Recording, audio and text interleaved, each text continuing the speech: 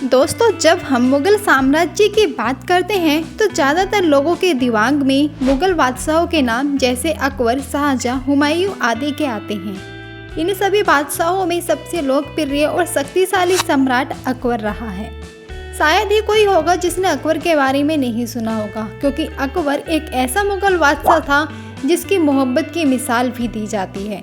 जी हाँ, जोधा और अकबर की प्रेम कहानी से आप सभी वाकिफ होंगे, लेकिन बहुत कम लोग होंगे जिन्हें यह मालूम होगा कि अकबर की जोधा बेगम के अलावा कई और बेगमें भी थीं, जिनका नाम इतिहास के पन्नों में दर्ज है।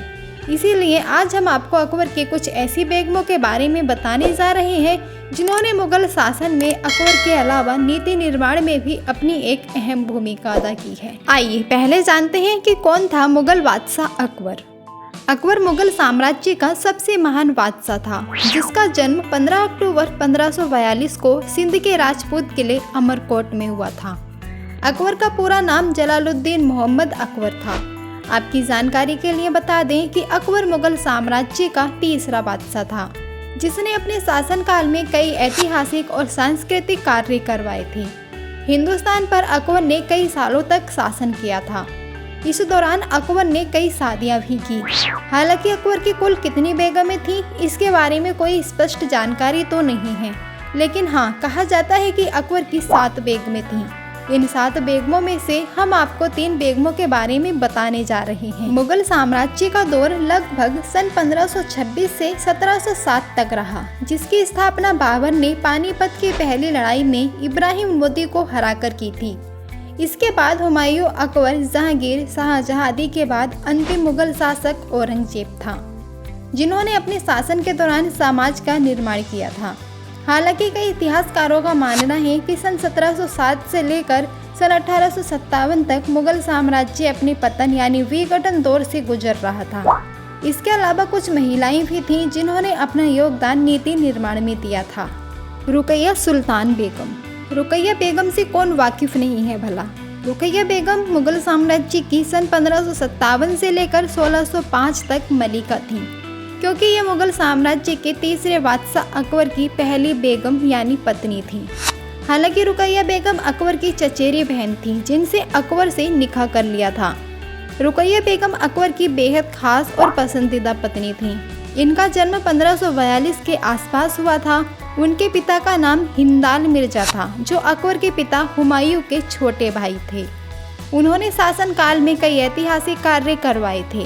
हालांकि रुकैया बेगम अकबर को संतान नहीं दे पाई थी, इसीलिए बादशाह ने संतान के लिए दूसरी शादी की थी। रुकैया बेगम की 82 वर्ष की आयु में 19 जनवरी 1626 में मृत्यु हुई थी। उनकी कब्र काबुल के गार्डन ऑफ बाबर में बनाई गई है। सलीमा सुल्तान बेगम। अकबर की सबसे लोकप्रिय और पावरफुल बेगमों में सलीमा बेगम का भी नाम आता है। सलीमा बेगम तैमूरी राजवंश से ताल्लुक़ रखती थीं। इनका जन्म 23 फरवरी 1539 को हुआ था। इनके पिता का नाम नूरुद्दीन था। हालांकि सलीमा बेगम अकबर की दूसरी पत्नी थी। इससे पहले उनका निकाह बेरम खां से करवा दिया था। किसी कारणवश उनके पति की मृत्यु हो गई थी, फिर उन्होंने अकबर से निकाह कर लिया था। सलीमा बेगम दिल की बेहद साफ और सच्चाई पर चलने वाली इंसान थीं। उन्होंने अकबर को कई बार संभाला है। उनकी मृत्यु 15 दिसंबर 1612 में हुई थी। कहा जाता है कि उनकी कब्र आगरा में मौजूद है। जोधा सुल्तान बेगम। आपने यकीनन जोधा और अकबर की प्रेम कहानी के बारे में सुना होगा, लेकिन क्या आपको जोधा बेगम का पूरा नाम पता है? आपकी जानकारी के लिए बता दें कि जोधा बेगम का पूरा नाम मरियम उज जमानी जोधाबाई था। हालांकि उन्हें हरकाबाई, हीर कुंवर आदि नामों से भी पुकारा जाता था। इनका जन्म 1542 में हुआ था। जोधा एक हिंदू राजवंशी राजकुमारी थी, जिनके साहस की मिसाल आज भी दी जाती है।